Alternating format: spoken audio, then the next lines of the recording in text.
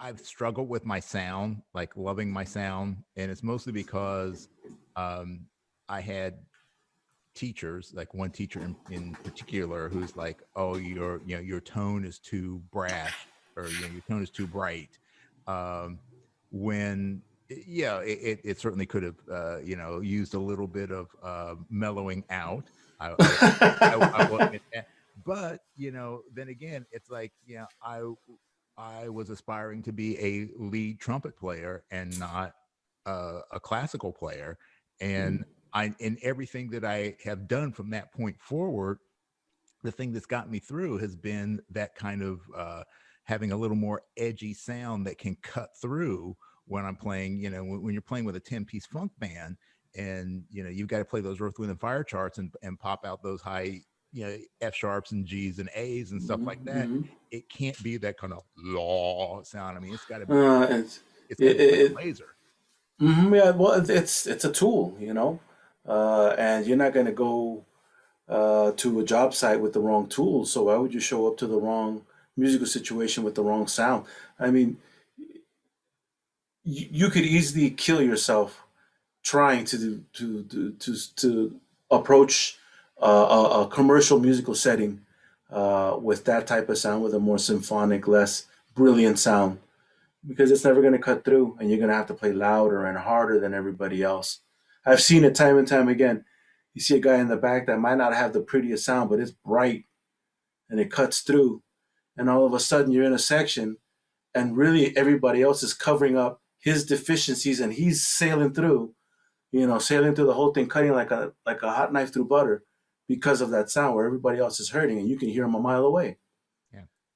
And so I think it's a huge disservice. Another thing that I see too is always get these kids that come up with like a 1C, 3B, talking in Bach terminology, right? Whatever the equivalents are across the board, Bach seems to be the status quo Yeah, as far as terminology. it's the standard for most people. Yeah, it's just a standard, and it's kind of like Q-tips, right? That's not really what they are. Yeah, It's a swab, yeah, but because they're so prevalent that everybody just calls them Q-tips. yeah. So it's not a knock on any other brand per se. It's just we're all kind of been indoctrinated into that system of measurement.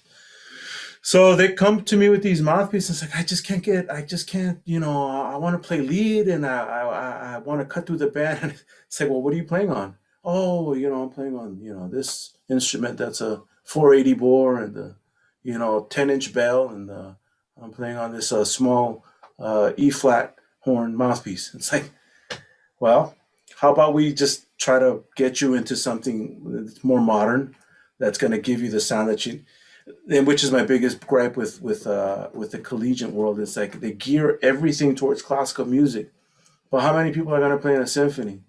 Let's be honest. Playing in a symphony is like getting the NFL draft, or getting drafted into the NBA or some other huge sports thing. It's the likelihood of that happening. There's so many of us, and there's so little chairs that you have to be realistic.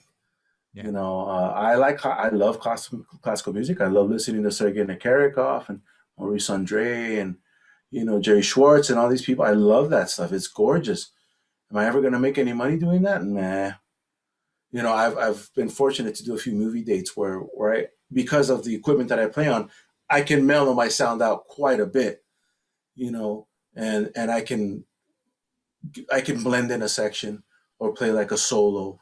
You know, uh, but the reality is that that's not how I make my living. I make my living by playing in corporate settings, in wedding bands, in movie soundtracks, or in recording studios with pop bands, or playing in salsa bands and things like that. And in those situations, I cannot go in there with a foofy sound.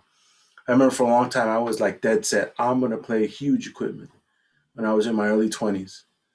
I used to play on an MF horn, so a 470, and a 3C that I bored out Uh, because I was dead set. I don't care what anybody says. I want to sound like Freddie Hubbard, and this is what it takes to sound like Freddie Hubbard. And I still had my range, But boy, let me tell you, I think a lot of the damage that I suffered to my lip is because of those years of my stupidity. Of just I could crank out the edge, but I mean the amount of work that I would have to do, and that's the things you do when you're young. You don't know Yeah. any better. And even Bobby would be like, "What are you crazy? Why are you doing that?" Nah, nah, I can do it. I can do it. I could do it because I was strong and I could heal. But the older I get, the less the body wants to react the way how I want it to, and the more I have to think in terms of efficiency and of longevity and what it takes to maintain that longevity. Yeah. And things start to. Yeah, I went from the 470 to Bach 43, and then or actually, yeah, Bach 43, and then and for that Bach 43, I went to a Constellation. It took some coaxing from a great trumpet player by the name of Brian McDonald. And he's like, you need to try one of these horns. And it was a Constellation 36B, and he was playing on it. It's like, this is what Maynard used to play. You got to hear it. It's deceiving the sound. It could be bright, but you could also mellow it out. And then I was like, all right. So I went and I found one, and I have not switched back to anything bigger than that. And my mouthpieces have kind of fluctuated just because, like I said, I do have some injuries. So I have to play outside of the damaged tissue, the permanently scarred tissue, as they say, in order to be able to function properly as a trumpet player. But I've definitely worked, and something that Bobby warned me, and all the other guys, the older guys, warned me that you're gonna have to tone it down. You can't be Superman forever. I was like, I got it. And it's like, nah. Like I told you at the beginning, in the battle between metal and flesh, metal always wins. Yeah, yeah, yeah. Well, I mean, and that's the thing, a lot of times, and people look for the equipment to be the magic bullet, that it's gonna solve everything. If I get the right mouthpiece, it's gonna solve it. If I get the right Yeah, solve it, and they're just the tools, yeah. and you can, but you want to make sure you got the most efficient tool. It's like, yeah, if you need a screwdriver, you need a screwdriver, but having the right size screwdriver for the nail head Mm. is definitely going to make your job a hell of a lot easier. Oh yeah, yeah. No, I agree 100%. You definitely. I do believe that a lot, and I don't want to bash any manufacturer because that's how they make their living, and I'm not here to take anybody's money away. But I do believe that you have to get to a certain point before you can get into these little finesse, uh, higher end equipment tools. Yeah, Because they're great, but they're very specific tools that I don't think are necessary. That you can get better results for less if you start off by being more aware of your body and how your body works. And then eventually, once you get to a certain point, a certain level of mastery, then you can be like, okay, because you know yourself, you can say, well, you know what, I'm feeling a little bit of tension in this area, and I feel that the mouthpiece is inhibiting me, or I know what my sound is like, and this instrument isn't doing it for me, or I can feel that in certain registers this instrument shuts off or gets out of tune, because that's something that we're all different too. I remember a friend of mine, great trumpet player from Puerto Rico. He had this horn, and he said, "This is the best horn I've ever played." He's the top recording guy from Puerto Rico, and I remember he loved it, and he sounded great on it. And I tried to play on it, and to me it was just one big airball. I could not get, and I would tell him, I go, "How do you do that? I can't do it." And then he would try to play on my stuff, and he'd be like, "Oh my God, how do you play on that?" And I go, so we're all different.